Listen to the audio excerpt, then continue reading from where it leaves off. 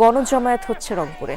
জেলা স্কুল মোড়ে এই কর্মসূচিতে যোগ দেন বিভিন্ন স্কুল, কলেজ, মাদ্রাসা এবং বিশ্ববিদ্যালয়ের শিক্ষার্থীরা। এছাড়া রাজশাহী, নাটোর, লক্ষ্মীপুর সহ কয়েক জেলায় বিক্ষোভ কর্মসূচি পালন করছে সর্বস্তরের মানুষ।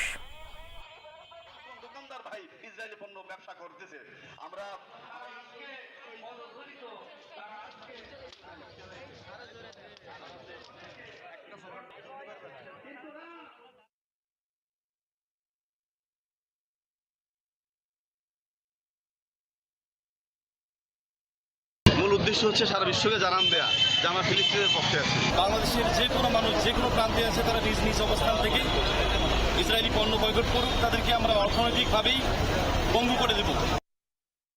দর্শক, এ বিষয়ে আরো জানবো আমার সহকর্মী সরকার মাঝারুল মান্নানের কাছ থেকে। মাঝার, এই কর্মসূচি নিয়ে শিক্ষার্থীরা কি বলছেন এবং তারা তো অংশগ্রহণ করেছেন, তাদের সাথে শিক্ষকরা রয়েছেন, শিক্ষকরা কি জানিয়েছেন?